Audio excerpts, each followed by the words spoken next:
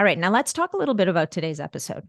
Look, if we were to look back at the last 200 years, we would see that human body clearly was not designed to deal with the drugs, chemicals, and pollutants that are part of the modern day world. And this is why it is so important for us to support our liver health for our overall well-being.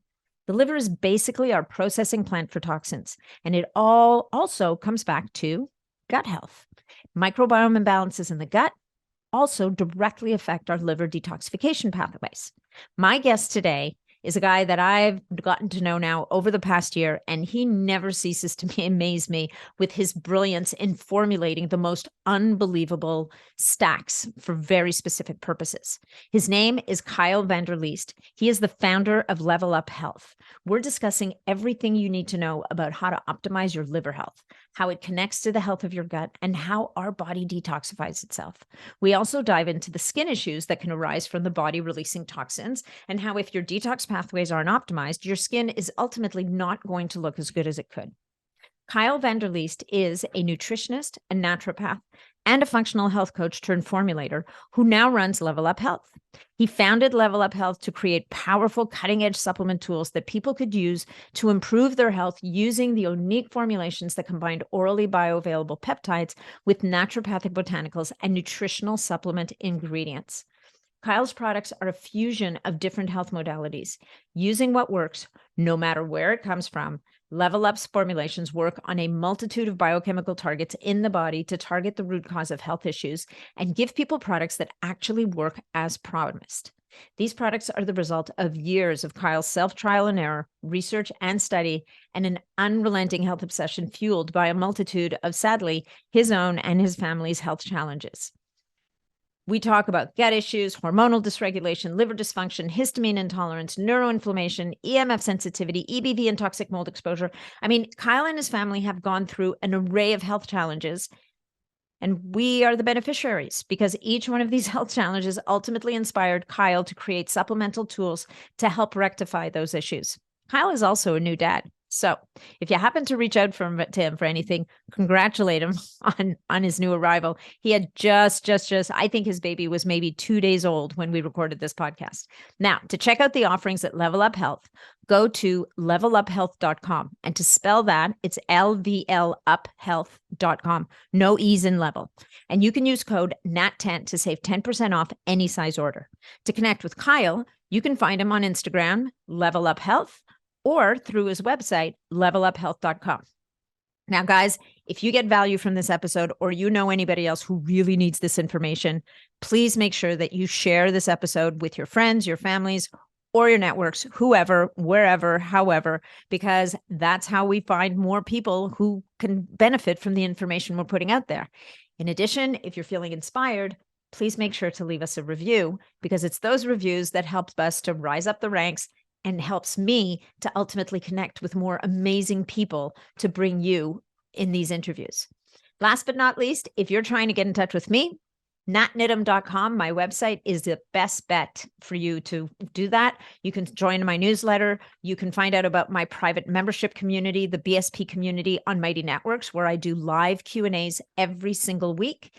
You'll get information on my recently released peptide crash course and also on my upcoming Women's Longevity and Resilience Retreat from November 1st to 6th in the Dominican Republic in Cabarete. And now let's dive into the episode.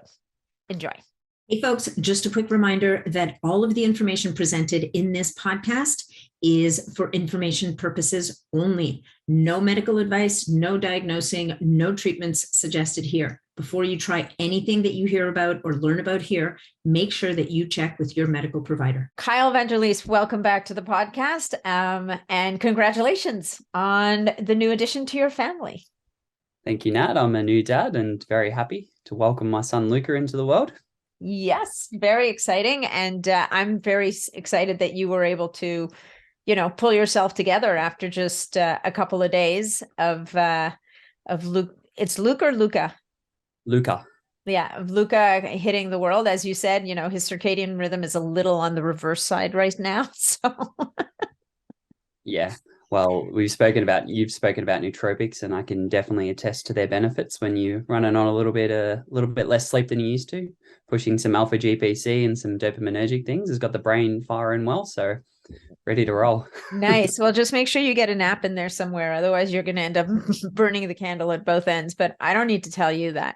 So, anyway, so Kyal, this is our second episode together. So guys, people, ladies and gentlemen, I invite you to listen to the first episode that we released, and I think it was in September of 2022, where we talk about, well, I have to say, we talk about probably the best, most comprehensive gut healing formula that is on the market right now that Kyal designed. And we talk about gut health. It's a really good episode. We're going to talk a little bit about that supplement at the end of the podcast. But today, what we really wanted to talk about was detoxification, liver health, and some of those pathways. Because, of course, Kyal, having designed this powerful, uber amazing gut healing supplement, doesn't want to stop there, because he's like, well, what else is going on? Oh yeah, the liver. From gut we go to liver, from liver we go to hormones. So our stop today is with the liver. Well, thanks for that intro and the kind words about GI repair. I think prior to our episode, I was just about to release it with KPV added to it, and that's been added. And yeah, so far a really good response to the KPV being put in there. And yeah, as we said, if people want to learn about that product and gut health, they'll go back to the last one. But on this episode, I kind of wanted to reverse engineer sort of the steps in health. Like Hippocrates said, all health begins in the gut. Well, when the gut is negatively affected, we have things like lipopolysaccharide from maybe dysbiosis or negative bacteria in our gut. And then that directly affects our liver detoxification pathways, namely phase 1, because when we look at the liver is basically our processing plant for toxins. It doesn't accumulate toxins. This is a common myth that I see online where people say, oh, I'm not going to eat liver, it's full of poisons and toxins. Well, that's not where they accumulate in the body. They usually accumulate in adiposity, in fat, either fatty organs if you don't have any fat, or in your own visceral obesity. But yeah, when we look at the liver, there's basically phase 1, intermediary phase, and phase 2. They are within the liver. And then the main one of issue for a lot of people is phase 3, which is their drainage pathways, which can be through the bile, it can be to the kidneys, and it can be through the skin and through the lymphatics. So those are the sort of umbrella topics when we look at liver health, and they're really important to understand, because phase 1 is one of the phases of liver detoxification. It's the first one, hence phase 1. And it's constantly upregulated, because the big thing that gets phase 1 detoxification going is exposure to toxins. And that can be alcohol, that can even be caffeine. Caffeine upregulates phase 1. Lipopolysaccharide is probably the biggest one, because that's not only directly inflammatory to the gut, it causes systemic inflammation, which is not good as well. But even things like certain drugs and medications upregulate phase 1. Certain botanicals as well. I think it's either grapefruit or St. John's wort. One goes one way, one goes the other. I'm not sure if you grapefruit, remember.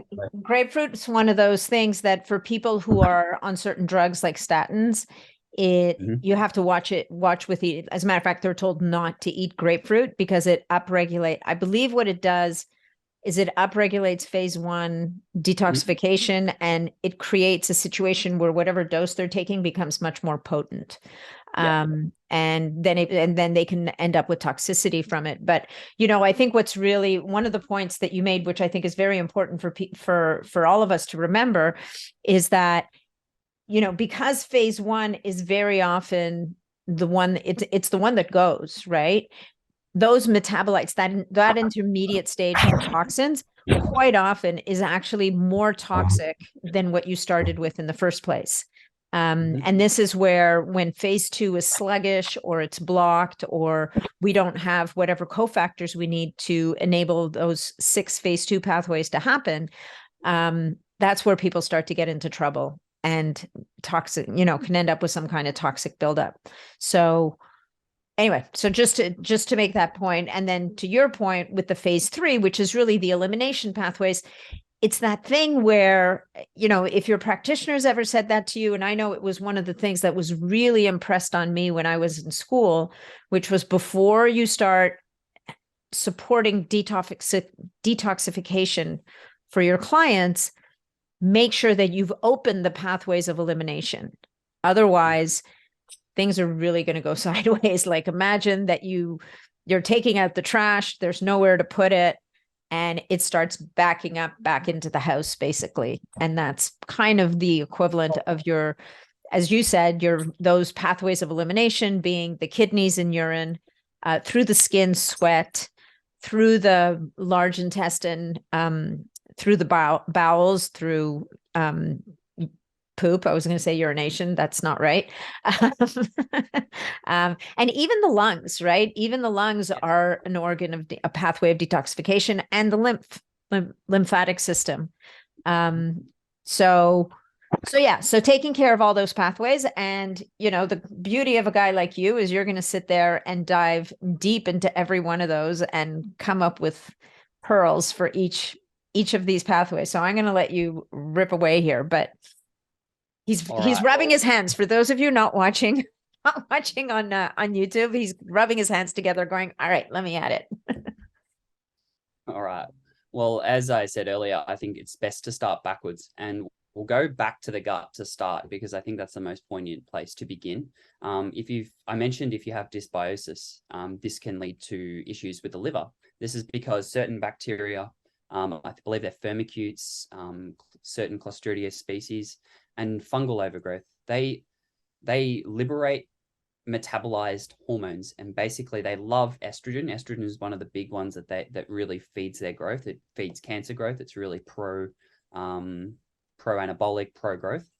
So if your body has attempted to remove estrogen, if it sees it in the bowels, if it's weakly bound, then the fungus and the bacteria species will break the bond between estrogen and one of the conjugations. Usually glucuronidation is that conjugation pathway which deals with estrogen, but they'll break that bond, use the estrogen for their growth, and then send it back into circulation through what's called hepatobiliary recirculation.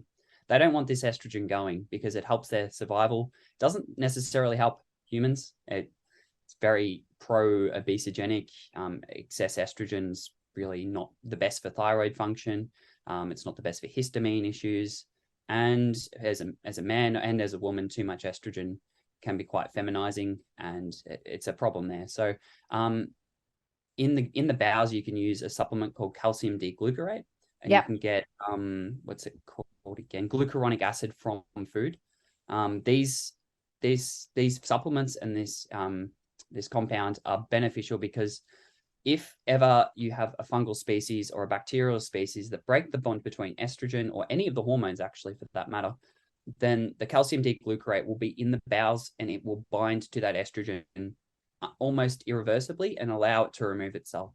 So people who have estrogen dominance issues and low thyroid, which usually goes along with that, they can benefit greatly from calcium D-glucarate.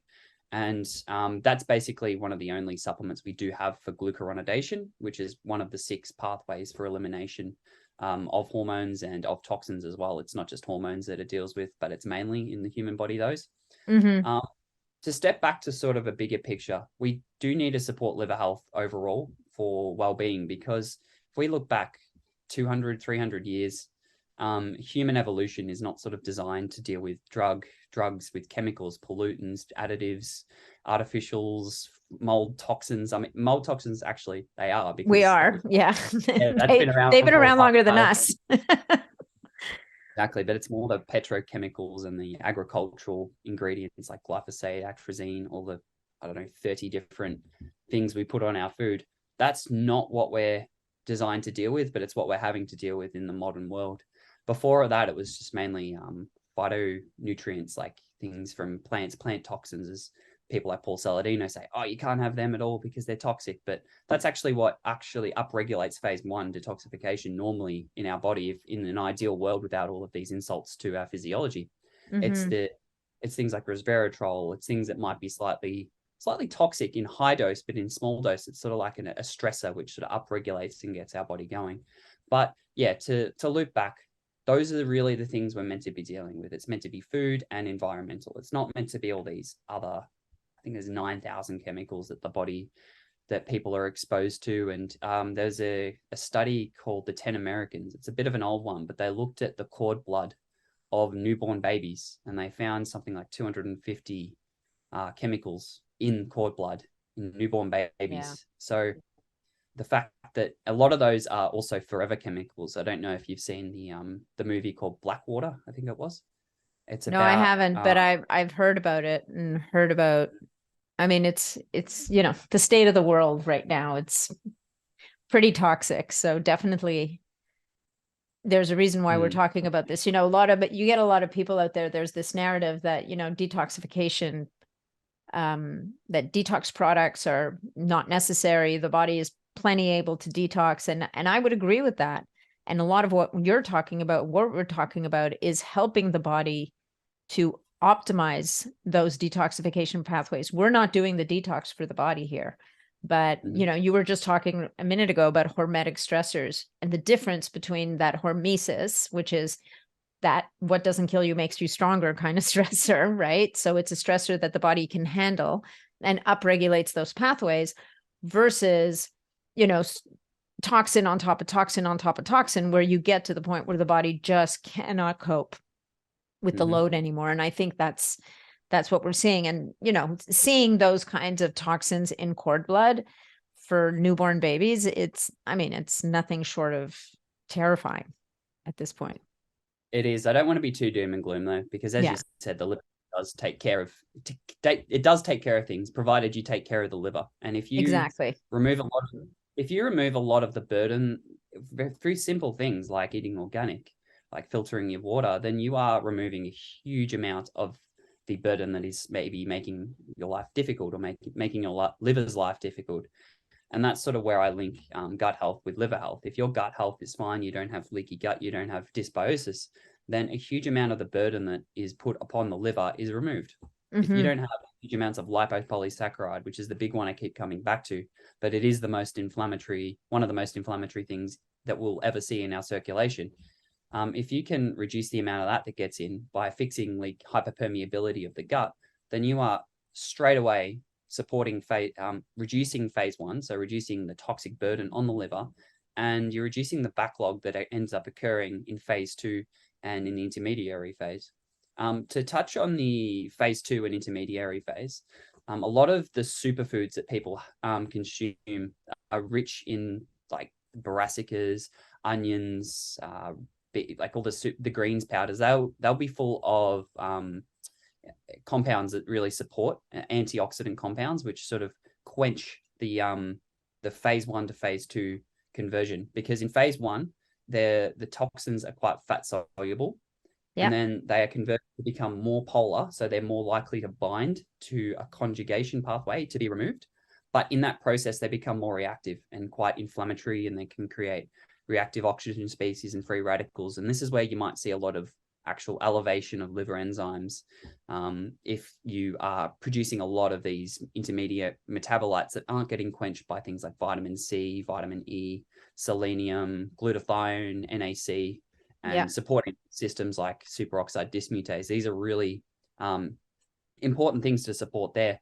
And then the other step is, once they've been converted from the fat soluble, less polar form of a toxin, or even a metabolite of our own body, our own hormones, clearing them through, they need to be conjugated. So conjugation is basically like putting the toxin or the hormone in the bus to send it off, get out of your body through one of the elimination pathways we spoke about before. There's six of these pathways. Glutathione conjugation is probably one of the most important ones. Glutathione is the body's master antioxidant. It's everywhere in our body. I think even in certain organs, the millimole concentration is similar to blood sugar. So it's very important. Things that deplete it obviously are, again, toxin exposure, but over-exercising is a big one I want to actually touch on as well, because if people are exercising and overly stressed, then that glutathione is being used to reduce the damage, or not reduce, but to deal with the damage that's been caused by the over-exercising. Chronic cardio is terrible for it's good for cardiovascular health. It's good for drainage. There's so many good things, but important to note is if you're not actively supporting your own glutathione and your own antioxidant pathways, you could be depleting them to the point where something like a cancer, I don't want to fearmonger around cancer, but we need these anti-inflammatory systems to be working really well in the body. Otherwise, we can get a lot of damage accumulate, and then they might never actually top up completely unless we support them. So that's one of the conjugation pathways, and that's usually one where people have a deficiency in. Because of glutathione's ubiquitous nature in the body, it will be used elsewhere and in the liver too. So supporting that, like NAC is a very, very commonly used product, and that directly supports, it's the precursor to glutathione. So a lot of people take NAC. In the gut too, it has benefits just as NAC, N-acetylcysteine, because we spoke earlier about the gut health and how if you've got dysbiosis, you can have recirculation of hormones. NAC not only supports glutathione to reduce those intermediate metabolites and to conjugate the toxins, but NAC is also fantastic for biofilms. And biofilms are like this little mucus membrane surrounding certain bacteria species that make them resistant to antibiotics and protect them from your own immune system. So a lot of the pathogenic bacteria and even certain fungi and mold have a biofilm around them. And NAC is fantastic at breaking down biofilm. There's other things like digestive enzymes too, which are awesome. And there's certain botanicals that you can use. Yeah. I think some of the citrus oils and stuff like that have really good anti-biofilm effects. For sure. For sure. Yeah. So go ahead. So NAC is really important for every level in the detoxification bar phase 1. For assisting with glutathione, for the intermediate, for assisting with glutathione conjugation, and for supporting the breakdown of biofilms. In the liver complex product that I'm just bought out, it actually got finished today, so it's good timing. Did it really? Many delays on that. Unfortunately, when you have as many ingredients, many of which are not commonly found in the industry, one delay can take up to 4 weeks, 5 weeks to rectify. So it's finally out, even though I think I was teasing it on the last show or maybe last time we spoke. But I use 2 forms of NAC in that. One's just the standard N-acetylcysteine, and the other form is called NACET, and that stands for N-acetylcysteine ethyl ester.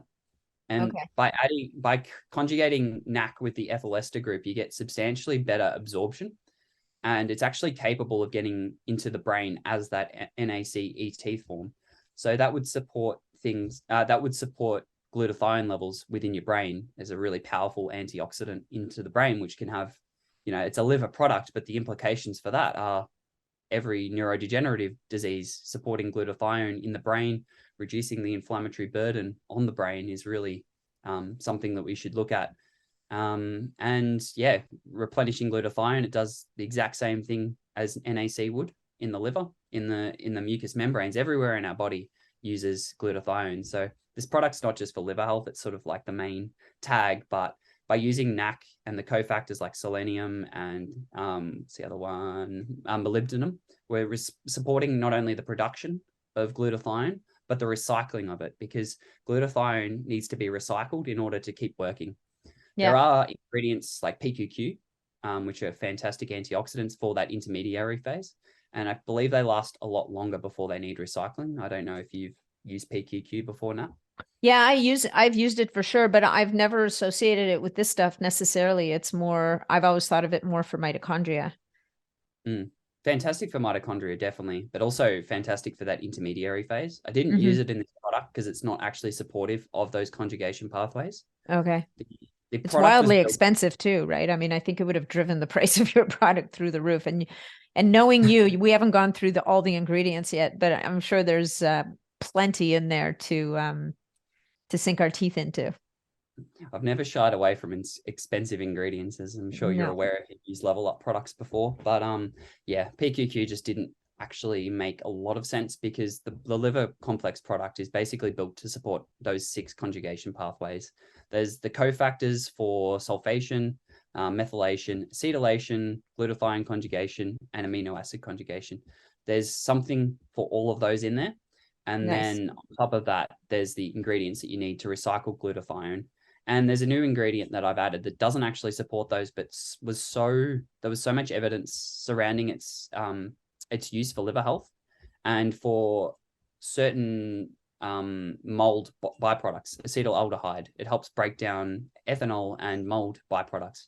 And this ingredient is called dihydromyricetin. And that's the one that got held up at customs, right? Yep. Yep. That it was so wrapped on it. I'm making it as a standalone product a little bit later because it has a huge market for alcohol intoxication and reducing hangovers. It's actually an anti-hangover ingredient.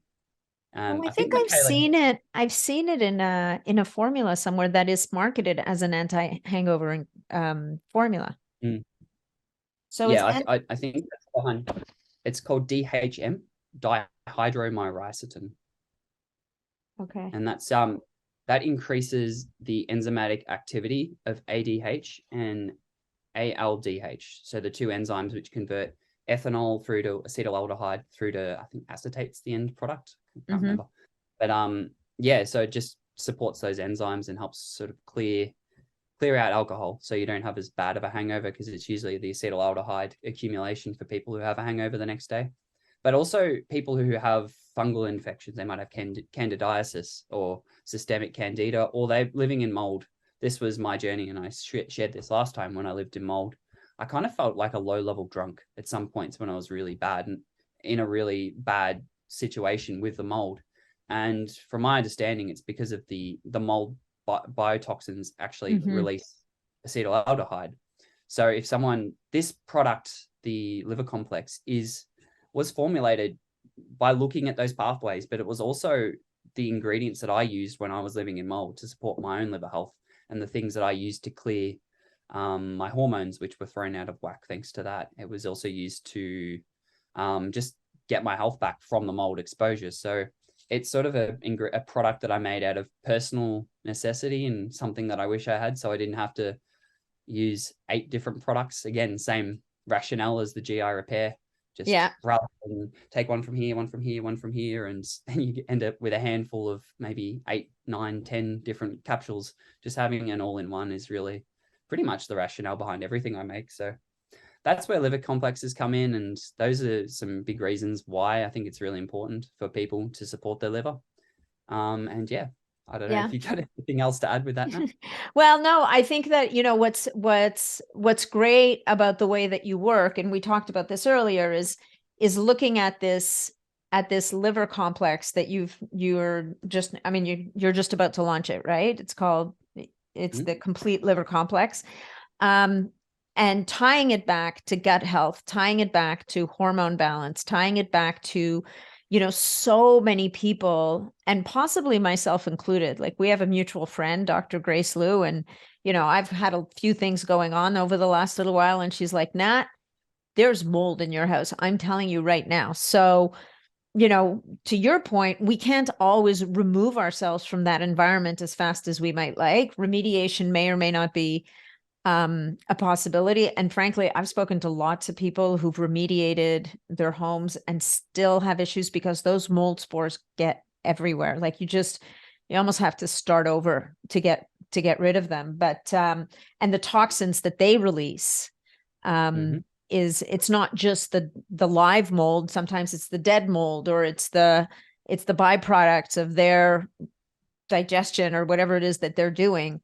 That is the problem. So having a product that helps your body to deal with that, again, like it's a little bit of a nod to, we can't live in a pristine environment. We can't always control our environment. So what you've gone ahead and done is said, okay, well, what can we do to create something that supports the body's systems? And I want to keep stressing that, because this isn't a product that detoxifies your body. I think, that's a really bad word game kind of thing that ties people up in knots.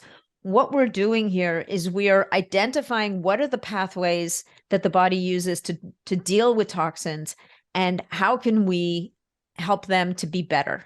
Right. And this, even talking about something like molybdenum, which is, it's funny when you get exposed to some of these words and you never forget them. Right. Molybdenum is a word that either you will never be able to remember, or you will never forget. And I remember learning in school that people, you know how you meet people sometimes who literally cannot digest garlic? Well, a lot of those people have a deficiency in this little trace. I think it's a mineral, right? It's a little trace mineral with a big giant name called molybdenum. And I guess molybdenum must somehow upregulate that pathway that helps to detoxify sulfur. And so those people are deficient in molybdenum and therefore cannot digest garlic. So anyway, that's just your useless fact for the day. It might come in handy one day in a Trivial Pursuit game or something. Or if you can't digest garlic, that's a valuable nugget that helps you actually have that wonderful flavor. Yeah, no, exactly. It just might work. So let's talk a little more, because the other product that you have that really addresses this whole system, if you will, not so much on the detox front, but is TUDCA, right? You've got standalone product called TUDCA, which is really about supporting bile and bile flow, which, as you just said earlier, bile is a massively important component of detoxification, because it's one of the ways that the body binds up toxins and removes them from the body. Do you want to talk about your TUDCA a little bit? And I know that there's at least one guy in my communities who's obsessed with finding TUDCA that's not from China. And I actually am not sure that that's even possible. So maybe it's not. Okay. So maybe you want to talk about that a little bit, that ingredient. It doesn't have anything to do with the complete liver complex, except that, frankly, if you're doing the complete liver complex, you might want to do TUDCA alongside it at some point, but maybe talking about that a little bit. Yeah, sure. So in the complete liver complex, I do have globe artichoke, which is what is referred to as a cholagogue and a choleretic. These two terms basically mean production of bile, and it stimulates the contraction of the bile duct to release bile. So that in and of itself is going to support that phase 3, that bile flow. But TUDCA stands for taurourso deoxycholic acid. Yeah. And this is a water-soluble bile salt. So it basically increases the runniness of your bile. And if anyone's got cholestasis or really thick bile, the gallbladder squeezing out bile and the conjugated toxins is the main way in which the liver detoxifies any of the conjugates that it's made from the detoxification pathways. So if you've got gallbladder insufficiency, if you've had your gallbladder removed surgically, then you aren't going to be eliminating the tox. It'll just, if you've had it removed, you're just going to have this small little trickle of bile coming out. Is not like the worst thing in the world. At least it's still moving. But if people have taken certain compounds or they've been exposed, like I know with mold, that thickens up your bile flow. It makes your bile really viscous and almost like sludge. First time I took TUDCA, I had this almighty green movement. Nice. As I opened up that pathway of drainage for the first time properly, there was even black things coming out in it too. It was just very gross, and I'll save the gruely. Well, I've already said all the gruely details, so we'll just move on from. But well, and I think it's worth mentioning that sludgy bile, thick bile, is the precursor to gallstones. Exactly. As the bile gets thicker and thicker, and you get less and less movement of the bile through the bile ducts, that's where you get this opportunity for stagnation and the formation, which can help and contribute to the formation of gallstones. Yeah, especially those cholesterol-based ones. You need a heap of phospholipids as well, and that's where also in complete liver complex we've added phosphatidylcholine. So that's providing the phospholipids to help with the bile flow on top of the global artichoke, which helps with production and release of bile. And then if you really need extra support, then TUDCA is just fantastic. It has a host of benefits way beyond just liver health too. It reduces endoplasmic reticulum stress, so it really helps with protein folding. My partner took a lot of that to support her pregnancy, and to help make little Luca, my bub, help his development. But another big thing too, and this is liver health, and it's also related to bile, is bile increases the activity of deiodinase enzymes. And these deiodinase enzymes convert inactive thyroid hormone, T4, through to T3. So Right. if someone's had their if someone's had their gallbladder removed, then you're very likely to end up developing thyroid issues. And then if you've got thyroid issues, then you can get insulin resistance issues too. So if someone's has had their gallbladder removed, it's very important to supplement either an ox bile, so you have enough bile to A, help you with fat digestion, but B, also support your own thyroid conversion. And then the other thing that bile does is it increases GLP-1 release. And, GLP-1 at the moment is The darling. Yes, the yes. darling of peptides. It definitely doesn't come without some side effects as a peptide. I know a lot of people have nausea from it. But TUDCA and supporting bile is going to elicit that same satiety signal through GLP-1. So yeah, that's another reason to support your own bile flow. Things like bitters are really good for supporting bile flow. All the herbs that we use in naturopathy that stimulate bile flow are usually really bitter, or even coffee. Coffee's a fantastic thing to have to support bile release. It's really good for that. And yeah, that's about all I really have off the top of my head about TUDCA. That's all you've got? I just want to dial back to a big word that you said earlier, the endoplasmic reticulum, just in case people don't know what that is. Endoplasmic reticulum is an organelle. So, your cells are teeny tiny little universes, and they're filled with things called organelles. So they're different, basically baby organs that do different functions. So you have your mitochondria. At this point, everybody knows what mitochondria are. They're little energy factories in the cell. But endoplasmic reticulum is this organelle that basically is one of the stages of building proteins and making sure that they're folded properly so that they can serve their functions. So I just wanted to go back to that because you did mention misfolded proteins. That's actually one of the hallmarks of aging. And so if we're going to stay younger longer or take longer to get older, then getting those proteins folded properly and having these detoxification pathways optimized is going to be crucial. Now, we wanted to talk a little bit also. So we talked about bile, and we talked about the kidneys removing the water soluble toxins that the liver has kind of dealt with. But then there's also the skin, and we were talking about this before we started recording the podcast, where very often, and again, those of us who are in this space know that skin issues that pop up very often can be a sign of the body releasing toxins, and it doesn't have any other way to do it, and it's going to push it out through the skin, and people end up with acne and sometimes these weird skin conditions. Like I was doing a program recently that was really pushing my detox pathways, and I ended up with this weird little red irritated patch of skin on my upper abdomen. And at first I was like, well, did I do something? And all of a sudden I realized, I'm pushing all these toxins. I wonder if this is just an expression of toxins trying to get out that couldn't find their way out any other way, kind of thing. So maybe you want to talk about that a little bit, about where the skin comes into play and how, again, taking care of the liver has a massive impact, and the gut microbiome, actually, gut health. But both of these are intrinsically tied to skin health.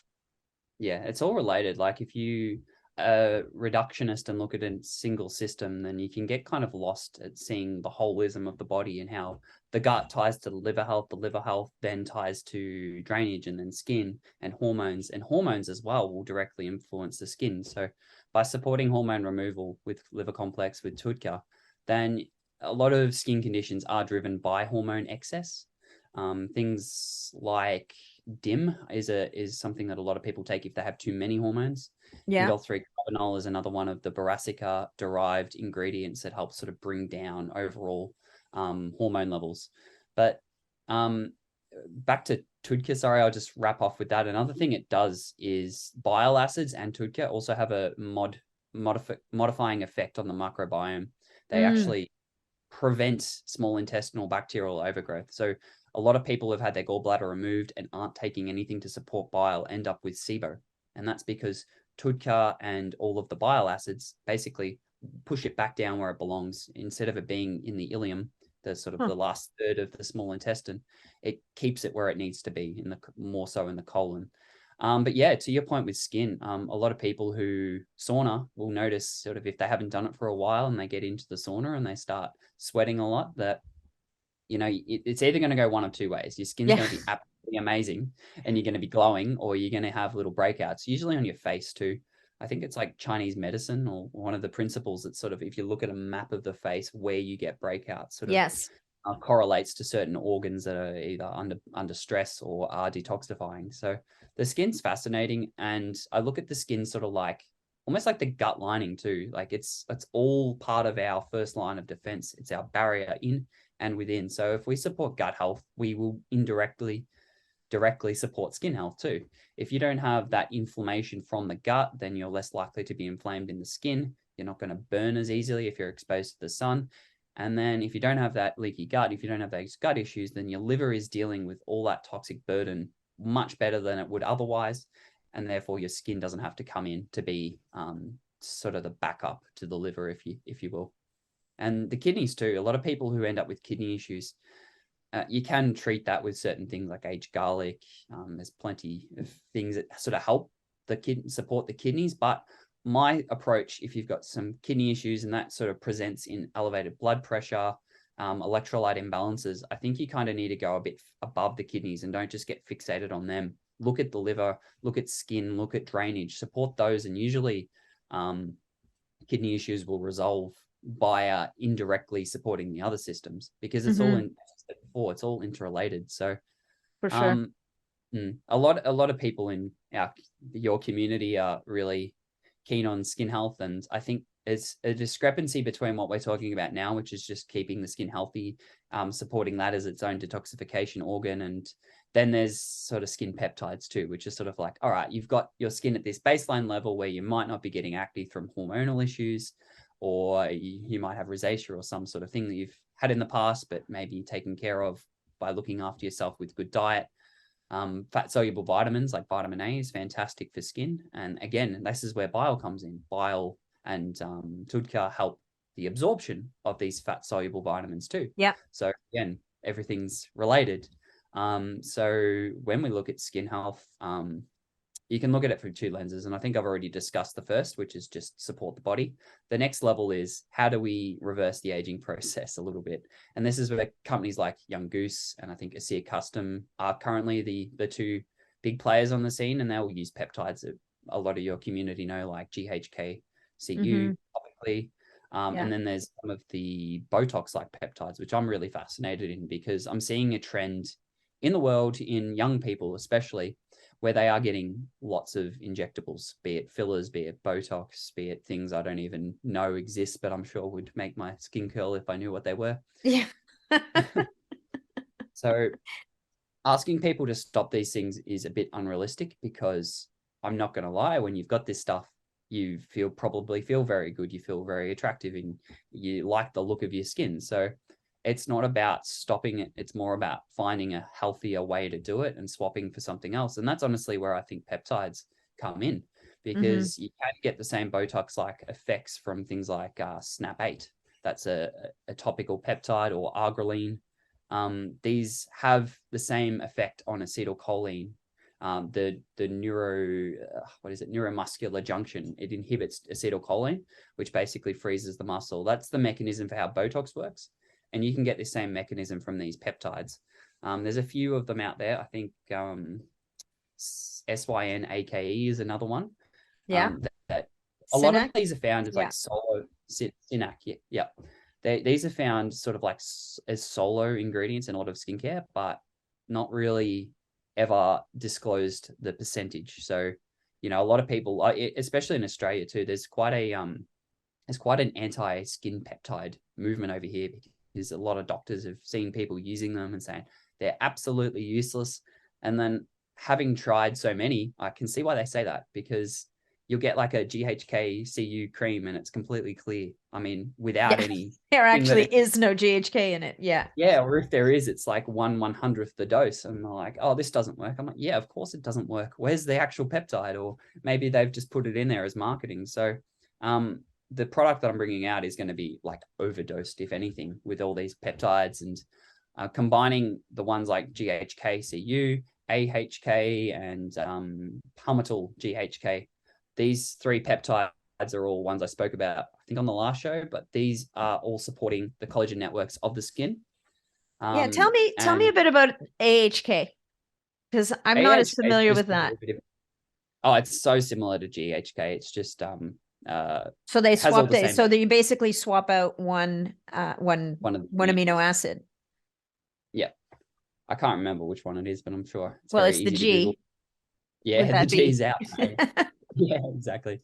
But the one that I like the most for skincare is palmital GHK, because it's the same as GHK, but it's got that palmital group, which means it crosses the skin barrier a lot better than GHK CU. What you don't get from palmital GHK, which is possibly one of the big benefits for GHK CU's anti-hair loss effect, is you don't get the copper acting on microbes on the skin.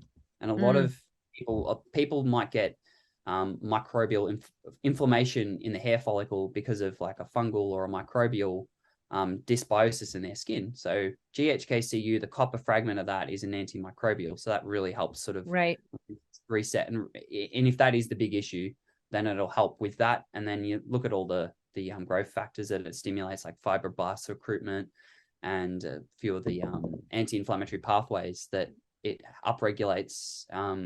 What is it? TGF beta is another one that it helps with. Yeah, I mean, GHK hits so many marks from an epigenetic perspective in terms of flipping genes on and off that need to be flipped on and off. It upregulates the youth genes, downregulates aging genes. Like I actually just recently recorded a podcast almost exclusively on GHK-Cu because it's a skincare line that is blue. Like it is all blue. And it's also antifibrotic, which also helps with the hair follicles. Like it's got a lot of different benefits. And it's interesting to me that, so you've basically, in your formula, you've sourced and included all 3 of these GHK kind of analogs. Yep. Wow. That's the shotgun approach. If one works, let's see what happens if we put them all together, and then take those 3 and add another. I think I've got another 8. There's 11 total in the product. So yeah, we'll have the first sample batch this week, and I'll send a few to you and we'll see what works. And it could be overkill. Like I could completely have messed it up by putting so many things in, but yeah, it's just part of the biohacker in me wants to see if one of them's good. You know, it stands to reason if you combine these things and sort of overlap some of the mechanisms for anti-aging, like even the anti-wrinkle effects of GHK. So you're going to get a direct, instantaneous anti-wrinkle effect from these Botox-like peptides like lofrazole and arginine. But then on the other end, if you have the GHK or the AHK working sort of on the receptors to upregulate all these sort of anti-aging, anti-inflammatory genes too, then you're hitting it acutely and long-term too, to sort of bring back to a really good state. But yeah, I think that's kind of that's to say about skin health. Yeah. So tell me, so for the Botox-like peptides, tell me how they're Botox-like, because you're not going to have to worry about the negatives. I mean, we were talking about this before the podcast, is that, at the end of the day, anything you put into the body is going to have to get dealt with one way or the other. And I think what people are starting to understand is all these fillers and whatnot that people are pumping into their faces, and they're being told, oh, the body's going to break it down and metabolize it and going to clear it out and you're going to be fine, down the road. We're starting to learn that they don't necessarily get cleared. They don't, sometimes they end up where they don't belong. They end up in the lymphatic system. They could just like sit and get, and I wonder if part of it is the body recognizes a foreign substance and goes to encapsulate it. Like the body will often do that with things it doesn't recognize or doesn't like, and it'll kind of encapsulate it and sequester it, and then it's stuck, right? But when you talk about these Botox peptides, is it that they actually Is it by affecting the ability to contract like the Botox does, but it doesn't do it with a toxin kind of thing? Yeah, some of them are derived from Botox, exactly. It's just similar to things like what's the thymus and TB4. Yeah. Similar to that, you've got the whole big Botox peptide. They just take the bit that inhibits the the neurotransmitter release, inhibits Okay. acetylcholine. So that's basically how they work. There's another mechanism where it antagonizes this complex called SNARE, and that is and again, similar mechanism. That's by inhibiting SNARE, you inhibit the neurotransmitter release from the neuron to the muscle, and then by stopping that release, you're stopping the contraction of the muscle and relaxing it, and that's how you get sort of less of the lines. Interesting. And So then it doesn't. you would just apply that where you need. I mean, I can't wait to get my hands on this to play with it, because, you know, if I put it in the wrong place, am I going to end up kind of frozen? Unlike Botox, it's only a short half-life. Peptides don't hang around long in our system, and once they've triggered that pathway, or once they've bound to the receptor that we want them to bind to, they elicit their effects for, you know, a few hours to, depending on how far the cascade goes. It's usually Right. a few hours before they're broken down. So you don't have the issues of, you know, like Botox, it hangs around for months, or hyaluronan people inject. There's a huge thing now that's sort of coming to light where people are having to get hyaluronase, the enzyme that breaks down hyaluronan, injected into their face because it's just clumped and accumulated, and it's meant to be utilized. And, you know, I love hyaluronic acid as a supplement, but it doesn't seem to work when you just inject it into the skin. And a lot of Somehow. people, somehow, yeah, I know, right? It's funny how that works. It's almost as if we're not meant to take things in that way. But yeah, the other thing that can happen too with hyaluronan is it can actually block up the lymphatics too. So you don't have lymphatic drainage, and you can end up with a lot of swelling, either, or even as bad as necrosis if it gets into a small capillary too. It can be injected into capillaries by accident. But, you know, it's not. It can only be a 1 in 100 thing. But if you're that 1 out of the 100, then, you know, Oh yeah. you're gonna complete opposite of what you're looking for. Instead of looking better, you're going to look a lot worse.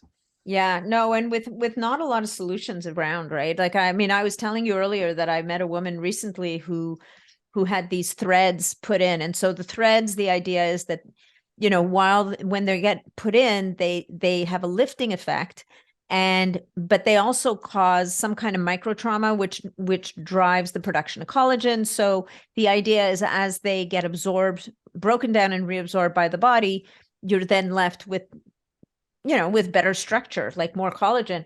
Except that in her case, for some reason, either her body rejected it, or she's had an allergic reaction, or some bug got in there. And she's been on steroids for, I think it's like over a month, if not 2, trying to bring down the swelling in her face. And there's very little recourse for her to have these things removed. And so she almost has to kind of wait for it to resolve. So, I mean, look, you know, lots of people get these procedures done and do just fine. But I think what we're getting at here is, if there's a way to use products topically that give you that effect without the downsides of pushing things into your body that maybe don't belong there, then I think a lot of us are kind of all in on that, right? And I think that's why there's so much interest in topical peptides too. You know, I mean, you've got a beautiful trio there, in addition to the SNAP8 and the Arginine and the Sinac. There's another product out there with a proprietary peptide called OS01, which has its own list of benefits. So I think that as time goes on and we get more of you big brains putting your attention to the problem and identifying all these different pathways and ways that we can really kind of upregulate and optimize the skin, instead of just trying to force your way into, I don't know, changing the way people look more mechanistically, if it as it were. So anyway, so we've moved on from liver to skin, and, you know, we did talk about how they are intrinsically linked. And I think that that's an important point, right? Because no matter what you do, if your gut health, your liver health, if those detox pathways aren't optimized, your skin is ultimately not going to look as good as it could.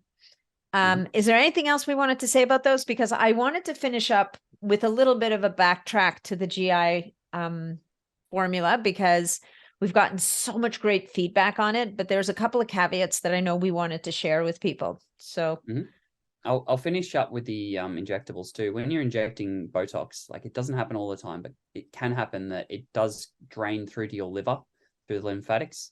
And that is Botox toxin. It does have an effect on your liver. And I read somewhere as well that if it does enter the lymphatics, it can also affect your vagal tone and push you into sympathetic dominance, like, as long as that Botox is there for. So there's another potential, straw that breaks the camel's back if someone's already sort of hyper in too much of an adrenal insufficiency, or they're too high in their sympathetic nervous system. But yeah, let's get back to GI repair and talk a little bit about why some people don't react too well to it. Yeah, And well, I think before we get into the people who don't react well to it, I can tell you that, in my community of a lot of people now, the overwhelming majority will sing the praises of the GI repair. Like, is it repair or ultimate GI repair? Ultimate GI repair. That I'm like, GI repair is just not enough for this thing. So for ultimate GI repair, ultimately, sorry, how many times can I say ultimate in the same sentence?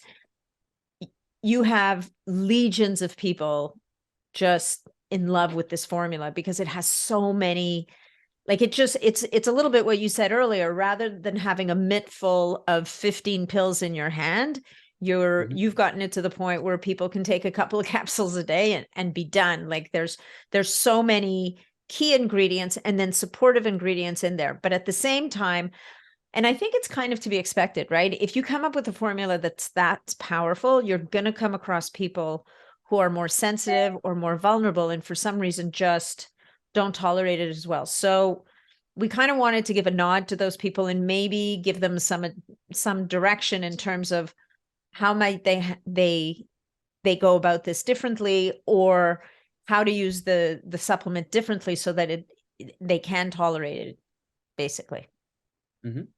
All right, well, let's start with I'll start with fats, because both in Regenerate, KPV, and GI repair, there is palmitoyl ethanolamide, PEA, which is a fatty acid, and in GI repair there's tributyrin, which is an acid as well. It's a fatty acid that directly feeds enterocytes and the colonocytes. Yeah, both of these are fats, and if people have issues with fats, like as we mentioned before, if you don't have a gallbladder and you're taking these products, it could be the fat that's actually triggering the nausea. But really? for most people, yeah, some people are so sensitive to fats that I had a customer who asked me to just do BPC without the PEA in it, and I'm like, oh no, but they work so well together. And they're like, I just can't have any fatty acids. My gallbladder's been removed, and if I have even a gram of fat, I just on the toilet, and I'm like, oh. So but what if they took ox bile with it still? Still, yeah. I even they took TUDCA as well, and I just think, there's, when you look at the population, if there's 1,000 people, there might be just that one person out of that 1,000 who have that difficulty with fats and extenuating circumstances with a gallbladder removal. I know they're not all that common, but they're not uncommon. There might be. No, there's lots of people walking around without a gallbladder. I mean, it's a very common procedure, right? Especially a lot of women after pregnancy, their gallbladder's taking a real hit, and if you're not taking care of your digestion, it's really grinds my gears that they just take that out as if it's no big deal, because it's so important. I think we spent like a third of this podcast talking about bile and the gallbladder, but and the other thing too, when you remove it, you haven't actually fixed the reason why it had some issues with it. So it's kind of just very, very Western medicine approach to not looking at all these systems that we spoke about. But yeah, so fatty acids, PEA, tributyrin can be the first one. The second one, and the most likely, because it's usually like 1 or 2 out of 10 people that might react this way, is I did put a big dose of zinc carnosine in there. And I really, really love zinc carnosine as an ingredient. I think it's fantastic for the stomach, for people who have H. pylori, for people who have reflux. The carnosine is so nourishing and anti-inflammatory to the stomach that the dose that I use in that is clinically what was used to treat these conditions. And if you go on examine.com and look at zinc carnosine, the 50 milligram dose in there is exactly what you should be taking. But some people it's either both, it's genetic or situational. Some people react to high doses of zinc. For those people, I say, oh, well, just try one. And if you still react to that, then I'm like, all right, then take it with some fats, take it with some carbohydrates. My sister's one person who is reacts to high dose zinc. Zinc's important. It's an essential mineral. But again, it's like if you're not absorbing it, then the zinc is just going to cause GI upset. And I think that's what a lot of people have been saying, that they, not a lot of people, but a few people have mentioned that they feel a bit nauseous from this product. And that is the zinc carnosine. You could swap it just for BPC or KPV if you really, there's just no way around the fact that the zinc carnosine, even at half dose, if that's still causing an issue, and even if you've taken it with fats or carbohydrates, right, or even like, you probably shouldn't do it with protein, because protein, if you've taken GI repair with protein, you're less likely to absorb the peptides, because protein will stimulate acid secretion from the stomach, and we do buffer the GI repair from being acted upon by pepsin, but it's still, there's no getting around the fact that when you've consumed protein, you're basically making the perfect conditions for protein peptide digestion. So right. So you might take it with a little bit of avocado or something fatty. Yeah. Yep. That doesn't have a whole lot of, even carbohydrates. I know like a lot of people are keto and paleo, so maybe the avocado is a better option, but yeah, carbs or fats, they're not going to stimulate that pepsinogen to pepsin conversion. So you'll a lot better that way. And third, I think, is some people just unfortunately have a histamine reaction to BPC. I think it's not uncommon, but again, similar to the first two nuances we spoke about, there's a few people who have that. What to do about that is potentially, I would say, speak to Gracie Liu about why that's happening in the first place. Might be some bigger issues as to why BPC is acting maybe upon the immune system, causing an immune reaction, and the dose might be too high, or maybe it's just, one of those things that you should stop. And another one you mentioned too is BPC's effect on the brain. This is a bit different from what we're speaking about with the nausea, but it's not been spoken about much, but it's not common, but it does happen. We do see it. I mean, frankly, there's enough people that respond badly to BPC, that kind of anxiety, kind of revved up, cognitive response.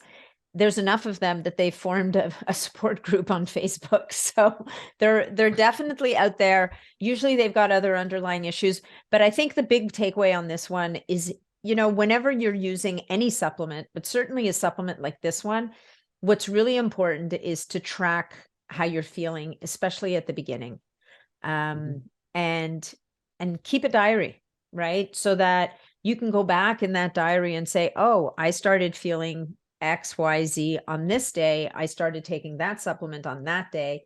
Do they work? Or, I mean, is there possibly a relationship between the two? And then, I mean, for me, what I tell people is stop everything and wait for your symptoms to resolve.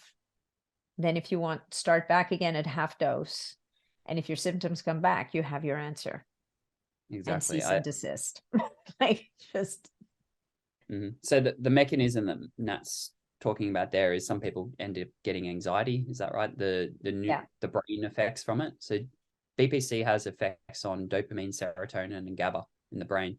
And depending on everyone's starting point, everyone's baseline, even certain conditions like schizophrenia could be made worse because it increases dopamine reuptake. So everyone's brain neurochemistry is different. There's a bell curve to everything, and this is the same as the fat absorption. But if for example, you take something like mucuna pruriens, which has L-DOPA precursor, and you react terribly, you get horrible anxiety from that, or even tyrosine, you react badly to that, then there is the likelihood via the same mechanism of too much excess dopamine that you might get anxiety that way. But, with BPC, the fact that it upregulates serotonin and GABA too, which usually balance it out. It's balancing, That's why it's not a huge issue. It's not like SSRIs or any of these other things that are very powerful on one mechanism. It has the multimodal way of sort of balancing it. But it still doesn't mean that, you might get a person who only gets the dopamine effects because of genetic mutations in the other conversion pathways with serotonin and GABA. So again, it's so hard to make something that works for everyone. I actually don't think that's possible. I don't think so either. Honestly, I don't. And I think, you know, to your credit of being willing to even talk about this on a podcast, I mean, I can't state enough how many people this formula has helped and to what degree. Like people who've tried a lot of things and just weren't getting traction. But I do think that it's always worth mentioning because, and you know, there's this narrative with peptides sometimes that is just, especially something like BPC, body protective compound, like it's safe, everybody can use it, it's good for everything. And I think we just always have to keep this whole idea of bio-individuality in mind, and this whole concept that there's always going to be someone that may not respond particularly well to any given thing. And so to me, the big thing on these things is awareness, being aware that and open to the possibility that something's going to work for you, or you might be that canary that doesn't do so well with the thing, you know. It can happen. The other thing I thought just then is the fact that we've added KPV to the formulation too. I think obviously it's hard to tell because the amount of people who've actually purchased and taken the products increased so much since the old formula. But maybe adding KPV, the fact that it has a modulatory effect on the immune system could be pushing immune reactions, and that's now in there at a relatively high dose for KPV. So that could potentially be another one. And the more layers of Yeah, I feel that if it's modulatory, it should actually mitigate the reactions. I think, honestly, I think that the thing I hear about the most is the zinc carnosine, and that's manageable, to your point, by taking it with the right food, like some carbs and some fats, or taking half the dose. Usually those things will mitigate the negatives. I think the zinc carnosine is the most common. The KPV, because it's so anti-inflammatory and because, to your point, it's modulatory on the immune system, in theory, it should be more balancing than anything. Yeah. To go back to maybe halfway through the podcast too, I forgot to mention the bioregulators for peptide. So I've been wanting to go back there myself too. I'm like, when are we going to talk about the bioregulator? Svetinorm is the bioregulator peptide that has really beneficial effects on helping the liver. The mechanisms for it, I'm not as well versed as you, probably, Nat, and I'm not going to put you on the spot to bring them up anyway, but that's another one that people could add to help support their liver health if they want to do a peptide. I know this community loves them, so that's sort of the only one that I've found that's sort of directly helpful for the liver. All the other ones might have sort of downstream benefits, things like the BPCs. There's no mechanism in which BPC acts directly upon the liver cells that I'm aware of, apart from some of the anti-inflammatory cascade effects that it triggers. But it's protective to the organs, right? Oh yeah, like BPC is organoprotective, right? So it's good for kidneys, it's good for pancreas, and I think it's good for liver as well. So BPC is going to have some satellite benefits, if you will, but the liver bioregulator would be a spectacular thing to stack with your liver complex, especially if there's been damage done to the liver, because the idea of the liver bioregulator, it's going to help with regeneration and restoring balance and health to the liver at a cellular level. So it can only help. But if you've got something more acute going on, you might start with the complete liver complex, and then add the bioregulator after, or you might just pulse the bioregulator in and out while you're using the liver complex.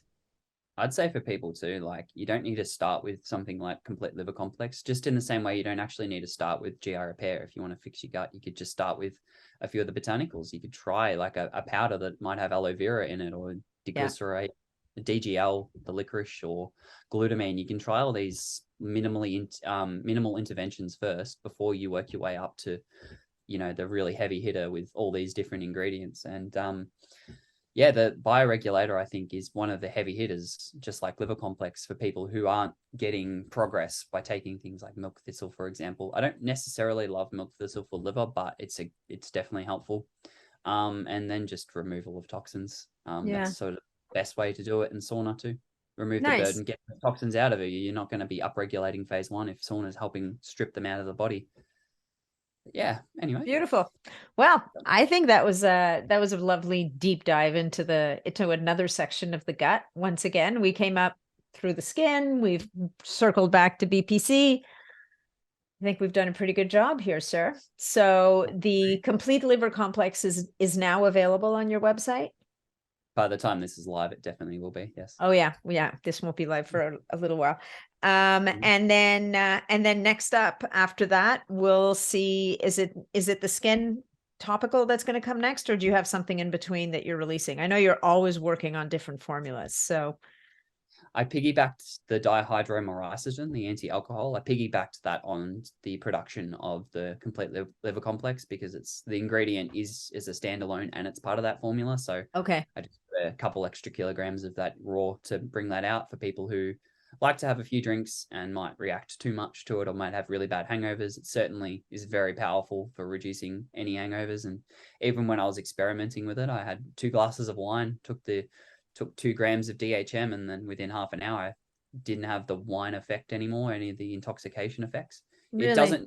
It's not going to sober you up if you've had 8 standard drinks or something like that, but it just speeds up the enzymes that clear it. So if you've had 1 or 2 glasses, it'll clear it out that night and has direct hepatoprotective effects too, independent of those ADH and ALDH enzymes.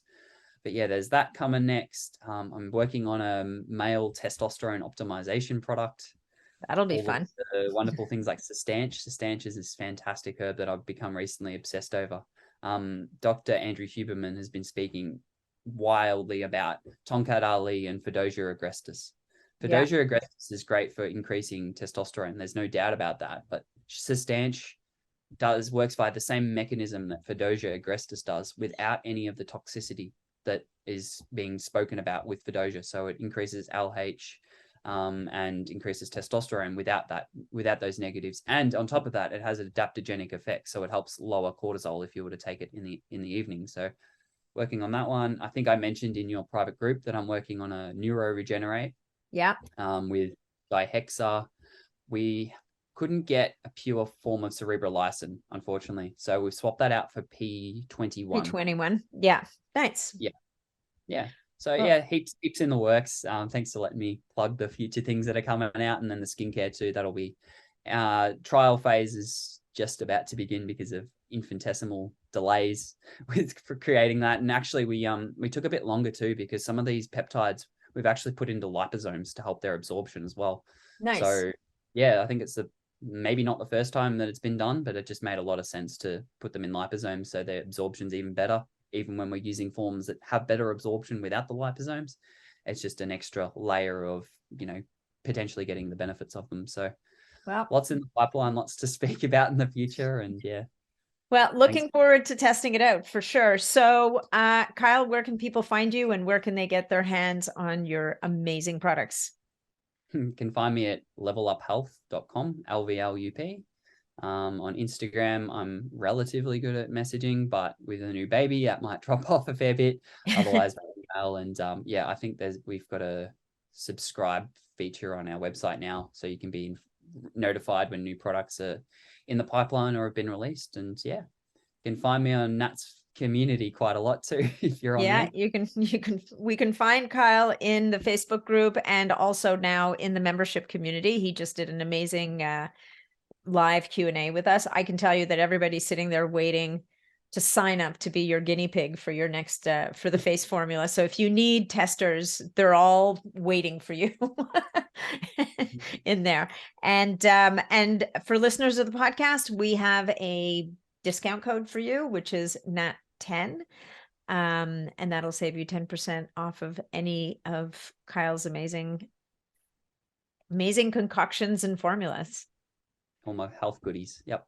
Yeah. You're like kind of like an alchemist. I think that's your thing. Thank you. I'll take that one. I like it. Yeah, no, I think that's a good one. Anyway, Kyal, thank you so much. And thanks for taking time with a new, how old is your baby? 3 days? 3 days. Yeah. 3 days old. So you're doing remarkably well. Let's see you in 3 months. You'll have his circadian rhythm all lined up, sleeping through the night. I just know it. He'll be forever known as a BPC baby because my partner took it the whole time. during her pregnancy to sort of help with the placental growth, all those angiogenic VGF growth factors.